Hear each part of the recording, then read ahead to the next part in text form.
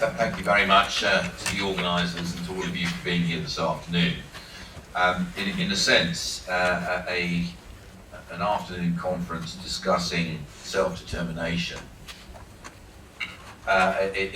is a good place to begin looking at the human rights issues that are facing the Catalan people and its political leadership.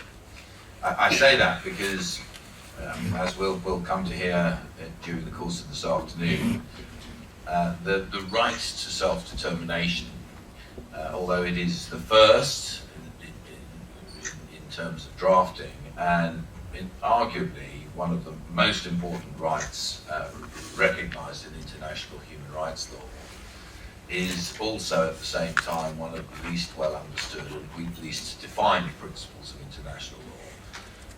And you will find on almost anything that you read in relation to the assertion or exercise of the right to self-determination, such a wide range of views as to what it really means in the modern era, in the post-colonialist era.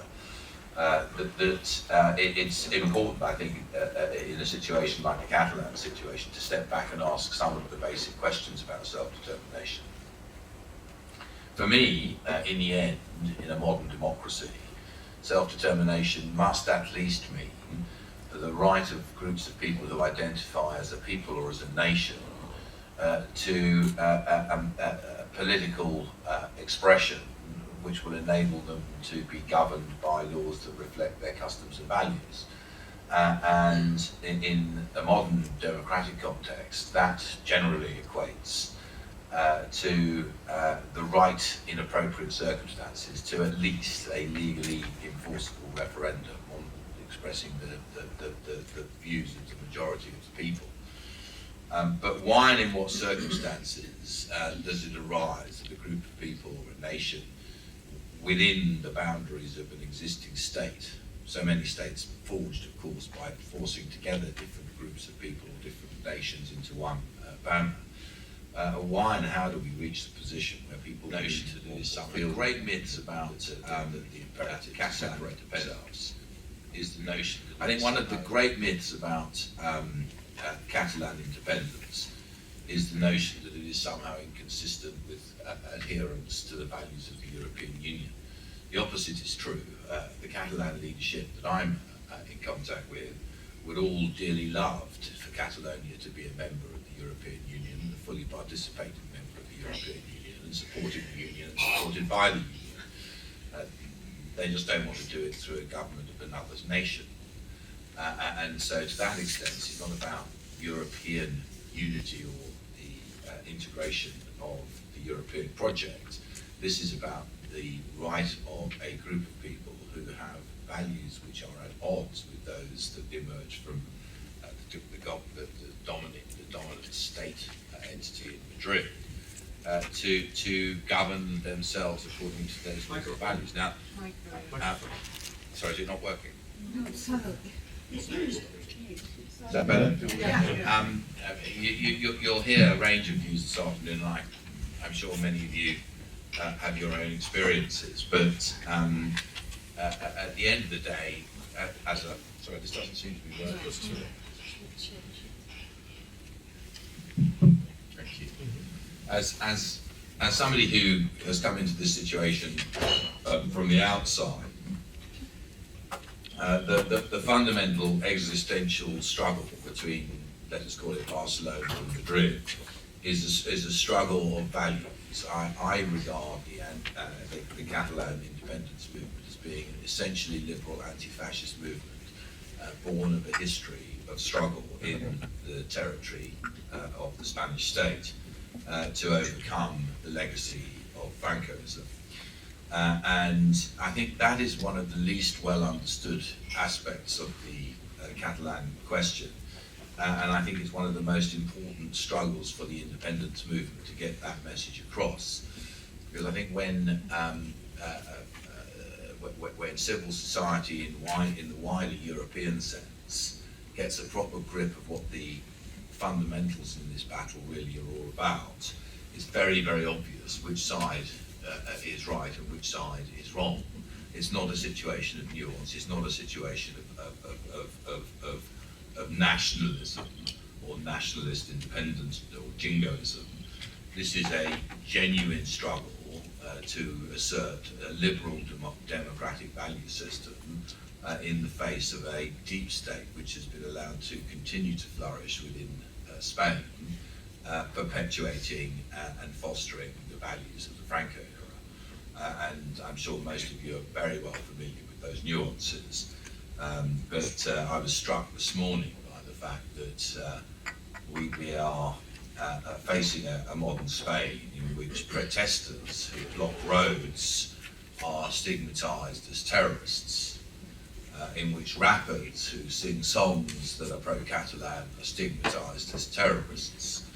But when an individual is arrested with weapons and bombs found planning to murder the Prime Minister in retribution for his decision to pursue the disinterment of Franco's remains post-fascist ludicrous valley of that is not, and to replace them somewhere more suitable to a post-fascist state, that is not terrorism at all. And I think that, in a sense, is the quintessence of the struggle. About what now? The right to self-determination. Very few things can be said with absolute certainty about what the right to self-determination really means. And my great friend and colleague Alfred Desires will be looking at some of the international law dimensions to this right.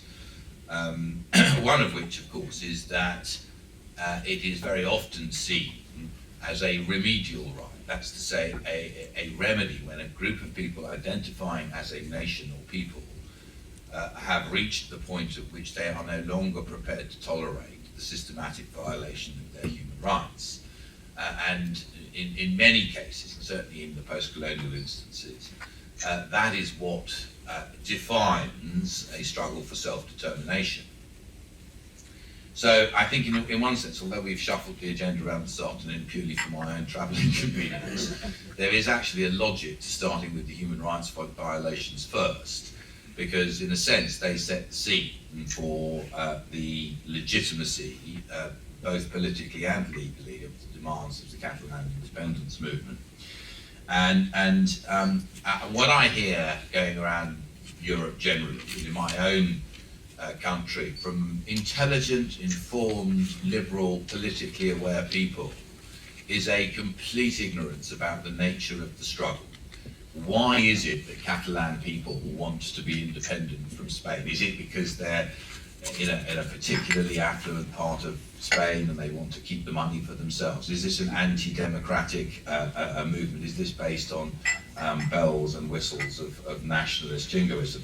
There is really a genuine lack of understanding. But one thing people did begin to register last October were the images of violence by the police on the streets. And, looking at them periodically in the year that's elapsed since then, they only become more shocking because there are more of them that have emerged over the course of the year. And to see the police of a democratic nation at the heart of the European Union unleashed onto civilians exercising a democratic right to engage in a plebiscite, to attack elderly people, young people, men, women alike, for seeking to exercise the vote, to steal ballot boxes, to hit people over the head. I mean, that is a really shocking sight, given that there was absolutely not a single shred of violence on the opposite side. And I think people outside Spain did begin to wake up a little to ask themselves what on earth is going on in Barcelona. How could this possibly have happened? But then came the next wave of repression, which was the rounding up of those who were behind this expression of democratic will. And we know about the leadership that fled to Belgium. We know about other leaders who fled to Scotland, Switzerland. We know about the political leaders being arrested and detained, but people are not genuinely aware about why everybody is being prosecuted in this way. And it's a real shock when you confront intelligent, politically aware people with a broad liberal bias with the facts, because I always find myself having to get over an initial struggle where someone says to me, yeah, but that can't be the whole story. And I say, no, that is the whole story. That is the story. These people are being arrested and prosecuted purely for the non-violent expression of a political will representing, at the very least, half the public opinion in Catalonia, that the people of Catalonia no longer wish to be part of Spain. Now, whatever legally, politically, whatever debates there may be about the right to self-determination being reflected in the right to independent statehood, and there's a lot of talk about that, and a lot of opinion, a lot of ink spilled, a lot of paper used up on some of those questions. There really is no debate about one thing, which is that in a pluralistic democracy, adhering to the basic principles of the international community's European Convention on Human Rights, the core values of Article 2 of the Treaty of the European Union, the International Covenant on Civil and Political Rights, there is no doubt that in a democracy you have a political right to advocate for independence. Now, it may be that you don't have a legal right, or you do, to enforce that statehood or that independence, but to argue for it, to seek to agitate for it, to seek to change by democratic means the constitutional arrangements, is the very essence of democracy.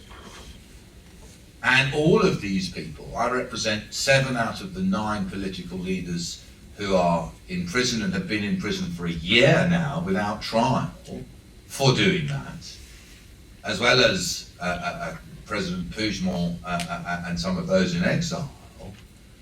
The reality of all of those cases is that these people are in jail for exercising the undoubted political right of the democracy to argue for constitutional change, and that is it. And they're not only have they faced a year in pre-trial detention, but just last week the prosecutor announced the sentences that are being sought. And for Oriol Junqueras, the leader of Esquerra Republica, he's seeking 25 years in jail. For Jordi Sanchez and Jordi Cuixart, leader of Omnium Cultural, 17 years in jail. A total of 200 years prison for 9 people who advocated a democratic change of constitutional arrangements. Now, democracy is a little bit like an elephant. You may find it hard to define, but you know one when you see one. And there can be no question but that what we are seeing is a lingering history of Francoist politics. And we have seen at every step of the way that the institutions that are normally intended to act as checks and balances, the judiciary, independent of the state, a parliament, a constitutional arrangement which is intended to be a mutuality of respect between 2 constitutional sovereignties in Madrid and Barcelona, all of this has failed. It's failed abjectly. And the question is, where do you go from there? Where do you go when the judges are not there to protect you? And when there's no one there to protect you from the judges? Where do you go? What are the options facing the Catalan people when half the population, and the 9 who are in jail for doing that which they were elected to do.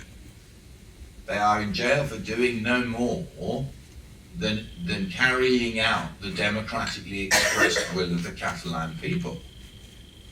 Now, we can debate endlessly how we got into this mess, and many would say it goes back to the airbrushing of history that took place in the drafting of the 70s constitutional changes, that rather than confront the fact that Spain had failed to come to terms with the legacy of its fascist past, that it had failed to go through any process of accountability, of transitional justice, of reparations for the victims of Francoism, and instead entered into a constitutional arrangement which was a pretense that Spain was a democracy, when in fact it never had that process of maturation from fascism to democracy. I mean, I think one of the great misunderstandings that the Catalan movement has to contend with, globally but certainly in Europe, is that there's a widely held belief that the anti-fascist alliance won the Second World War. And that is generally considered to be a universal truth, even amongst people who know their history. But of course, anybody who knows Spanish history knows that that is not true for Spain. The anti-fascist alliance lost a decades-long struggle in Spain. A decade-long struggle that was based in the heartland of Catalonia. And we now find ourselves in the situation where the values were passed down from father to daughter, father to son, and the people who are exercising the power in the deep state in Spain, the judges, the civil servants and others, it doesn't really matter any longer whether the government is of a political hue which is supposedly left-wing or right-wing, because if it's left-wing then you'll have an independent judiciary because they are deeply right-wing. If it's right-wing then you have a supine judiciary. But at the end of the day, the forces that are at play and that are pulling the levers of power are not the forces which are transparently available for view in a democracy. I mean, people talk about deep state in a number of situations, and there are always concerns that that's a bit of a paranoid conspiracy theory way of analysing society. But I'm afraid to say that what's happened in Spain over the past 12 to 18 months makes it absolutely clear beyond a doubt that that is what the position is. So where do we go from there? Well, first of all, the trial of the 9 is due to begin probably in January or February and last maybe 2 or 3 months. In the meantime, 7 of the 9 have a case pending at the United Nations Working Group on Arbitrary Detention, and I'm very optimistic that there'll be a decision on that application soon, certainly before the end of this year. President Puigdemont has an application pending in the United Nations Human Rights Committee. In his case, it's not about detention, but rather about the complete frustration of the will of the people. After all, he is the elected president of Catalonia, but forced to leave the country and unable to return, lest he ends up in the same position as the other 9, facing, no doubt, then another 35-year, 25-year prison sentence, effectively extinguishing his right to political participation, but far more importantly, the right of everybody who voted for him and who voted for an independentist candidate.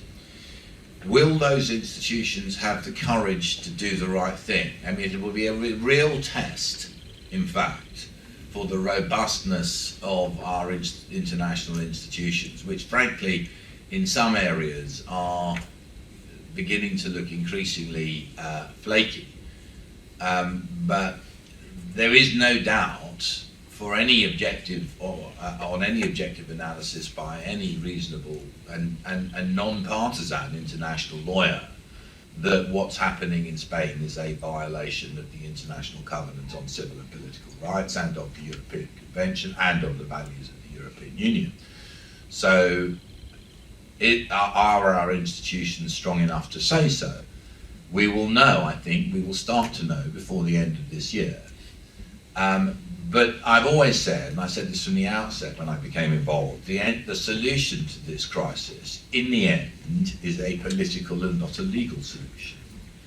it's important to point out and to fight the legal battles, because it's only by showing how badly wrong Spain has gone, how far it has travelled from the path of a democratic society governed by the rule of law, that one can in the end mobilise the international public opinion, which will pressurise Spain into a rational solution to this crisis.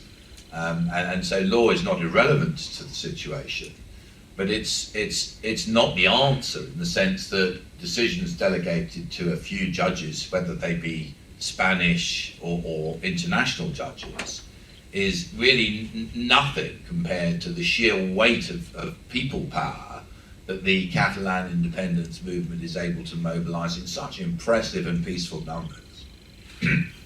So, I mean, turning up in Barcelona on the 9th of 11th of September, just passed, and seeing 1.5 million people take to the streets for 4 hours to express their solidarity with the political prisoners and to call for Catalonia to become a republic. Those two key messages were what mobilised 1.5 million people in September to go out of the streets. But the thing for me that was most extraordinary was the speed, not only with which that demonstration assembled, but with which it dispersed, without a single a brick being thrown, without a police car being overturned, without even a drunken incident at the side of a side street. And not only that, but these people came from their homes, from their farms, from their flats in the city, from all over Catalonia, in numbers and age ranges that are quite unlike any demonstration I've ever seen. And once they were finished, they all went home again. There was no big party going on in the evening, no one was revelling, they all went home again. And they took their rubbish with them. You would not have known that there had been a demonstration in Catalonia on that scale by 7 o'clock in the evening. And that, to me, epitomises both what this struggle is about and how it is being waged. People express their frustration with essentially a Gandhi-esque approach to a political conflict. But actually, that is what being Catalan is. That is the defining characteristic of the Catalan nation, is a determination not to give up, to keep fighting, but to do it absolutely non-violently. Which is why, it makes me really angry that these people are being charged with an offence of rebellion and sedition, which depends upon the notion of a violent overthrow of government. We had this extraordinary outpouring of peaceful democratic will, met with the most violent police repression to have been seen in a modern European democratic state in 40 years. And then the people accused of violence are the ones who stood so firmly against it. Now, that is a very serious indictment of the Spanish government and of the Spanish body politic. And I am determined to use every single sinew of my political influence to get people to understand that. But at the end of the day, the question that I asked at the Diada on the 11th of September, and the one which I throw out to the entire range, and it is a range of opinion about Catalan independence, is this: if those people, those 9 men and women, those people with families, those Democrats, if they are sentenced collectively to 200 years in prison, what sort of independence movement would it be that stood back and did not take decisive and effective action in response?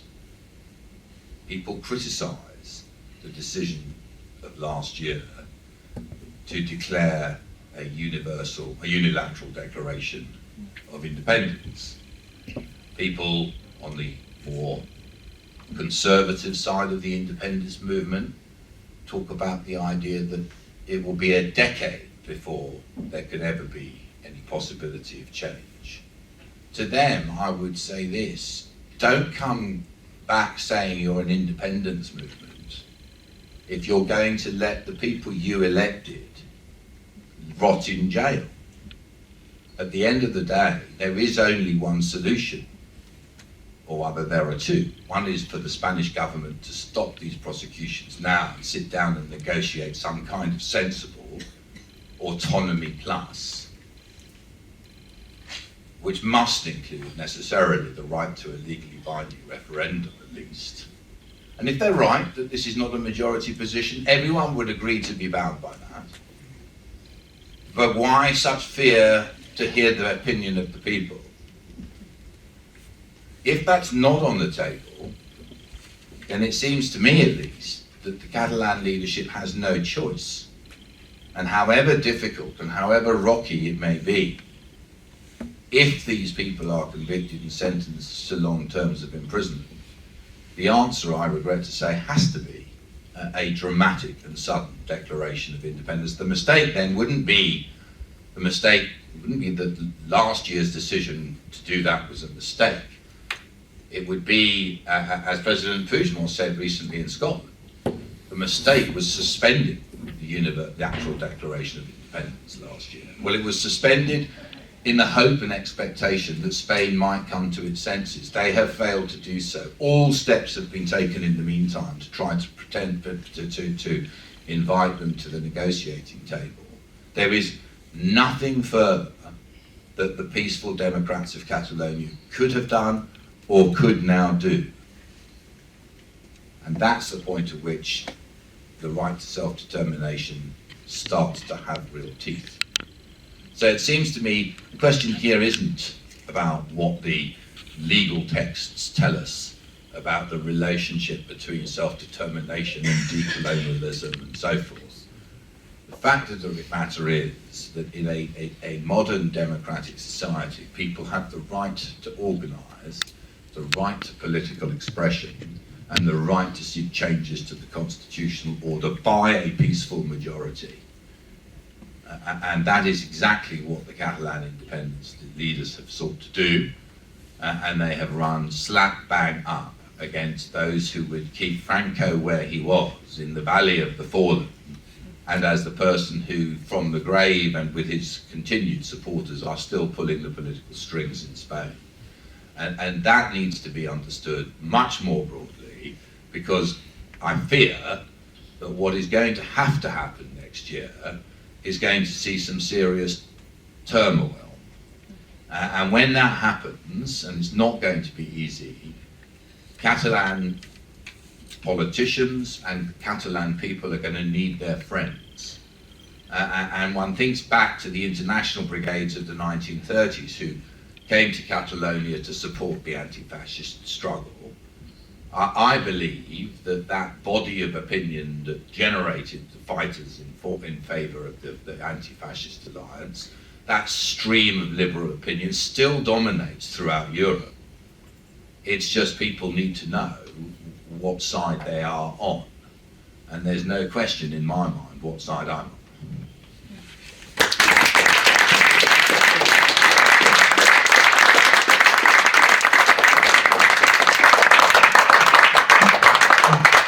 I'm thinking, because Mr. Emmerson is going to catch his plane, maybe we take a very brief moment to ask questions from the audience who might have a specific question in relation to the human rights situation, and indeed any of the other issues that Mr. Emmerson had raised. I think we'll just take a little bit of time for that, because this is really a wonderful opportunity to engage, if that's all right with you. Yeah? I don't know if you know, maybe you have more contacts than I do. So my question to you is, maybe if you know, why everywhere in Europe, why don't they seem to give a shit? I honestly think the answer to that is ignorance. I really believe that as soon as people know what the reality of the situation is, they will know which side they're on. I don't think it's a question of of persuading people. It's just a question of informing them. And you know, it's a tragedy in the modern communications world that people want information very simply. And the starting point, and I'm bound to confess that my knowledge of Spain and Catalonia before I became involved was pretty shallow too. I became instructed as a lawyer like I would for any other client initially. And I have been very quickly persuaded over to the validity and inevitability of the Catalan independence cause. And I believe that that is going to be the same for any intelligent, liberal-minded Democrat who looks at the facts. But the problem is getting awareness raised. And so when Spike Lee comes out and says, I'm with the Catalans, you know, when Noam Chomsky and Angela Davis and people who push the buttons of the democratic liberal elites around the world, when they come out and say, I'm with the Catalans, those things matter. Because then people start to think, well, if they're with the Catalans, I probably should look a little bit beyond the Spanish bullshit about how this is nationalist special pleading. That's the answer. Just get people to know the facts. I do think that the motif and the relevance of fascism and anti-fascism to this debate, simplistic as it may seem, is absolutely key to understanding what's going on. People ask me, well, look at the facts. I mean, I can see Spain's reacted really badly. They're behaving like a fascist police state. Why are they doing that? Answer, because they are a fascist police state.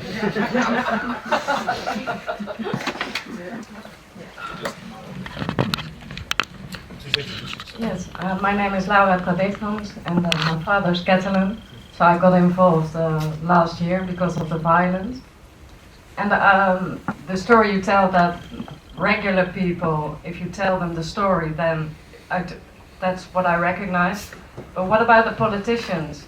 Because when I tell those people what is happening, they say, well, it's an internal affair. So yeah. That's a real problem, and that's why the only way through this is to mobilise public opinion and, frankly, to make it sexy and interesting, because you know, politicians respond to that kind of thing.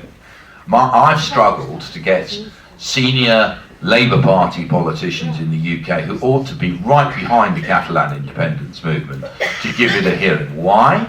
Because they think, stupid as politicians can be, that backing Catalonia is the same as backing independence in Scotland, and independence in Scotland is a threat to the Labour Party's power in Scotland and therefore in Westminster. It's just like I have trouble persuading the Prime Minister of Kosovo, who's a client of mine, that they ought to be making common cause with the Catalans. In the end, the way to get through this deadlock is first of all targeted strategies where little battles are won. So that's why I'm nervous, but very attach a great deal of weight to what may happen with the United Nations decisions, because a backing from the UN will change the zeitgeist on this. And secondly, it's about getting out there on your social networks. You know, it's really that basic at the moment that we need to get people to start listening. And the more the message gets out, the more people can see.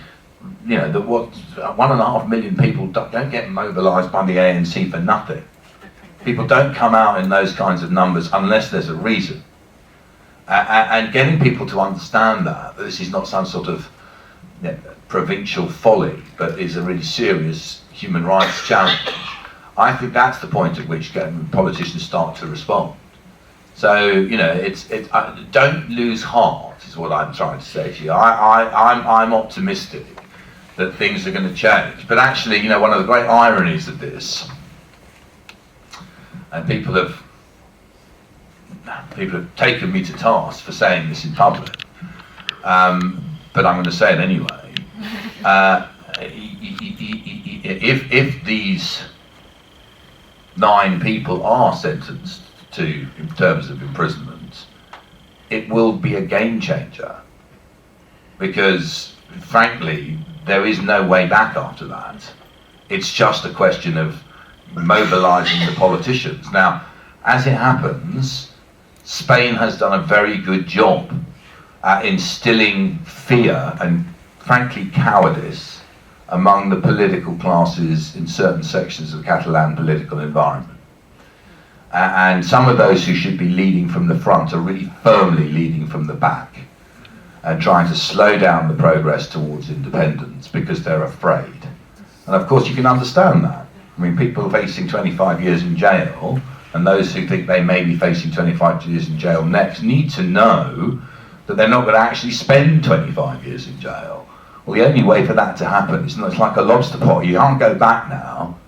The only way for that to happen is to forge forward, because frankly, President Torra and the leadership in Barcelona, they hold the keys. But they only hold the keys if they take control of justice and security. And you can only take control of justice and security by closing your borders and declaring independence. One more question.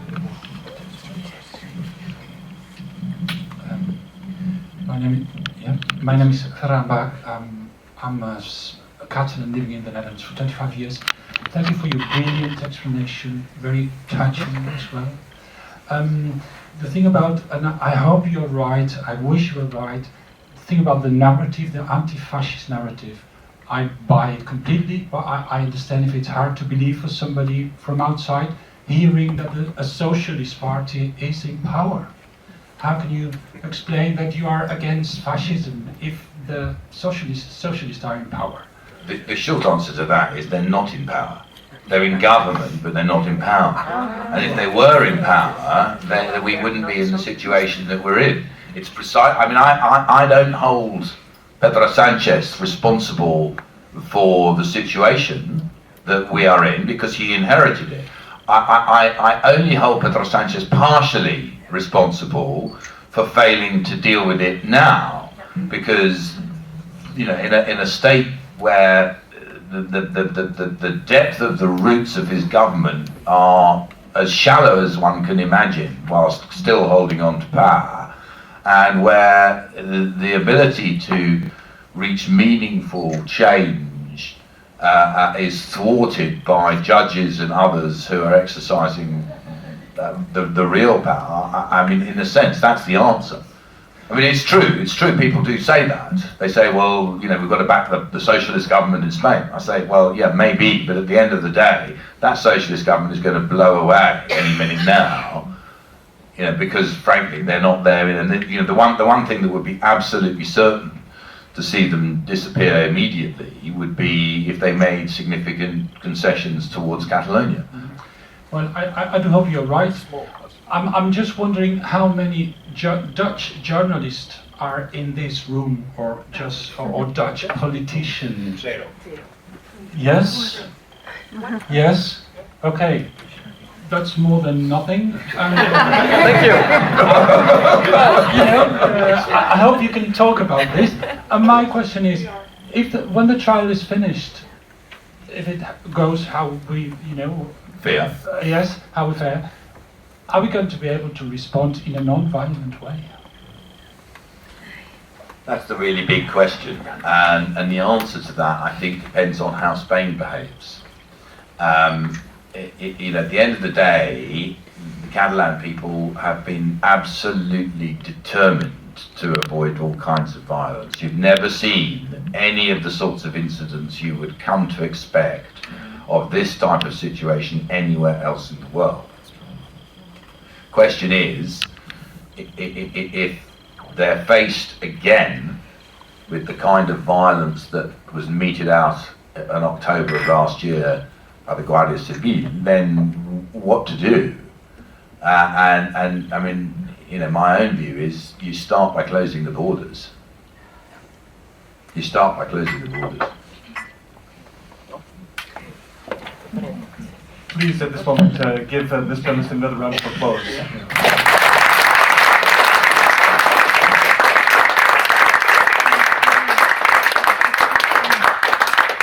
I said we had some very eminent speakers, and I think you will now be very convinced that we have a wonderful program here. The next speaker is Professor Alfred de Zayas. Professor de Zayas is an American lawyer, now also working at the University of Geneva. He is a leading expert in the field of human rights and international law.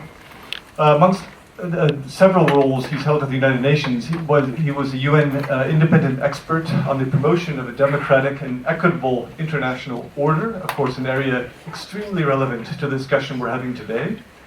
And he has advocated for the operationalizing of the right to self-determination in Catalonia, including a suggestion that the United Nations and the European Union, and this is a really very interesting suggestion, and I hope to learn more about it, to try and mediate and to re-establish a dialogue between the Catalan and the Spanish government. So using the mechanisms of international law to try and find a peaceful political solution. So very much in the same vein as what we heard from Mr. Emmerson.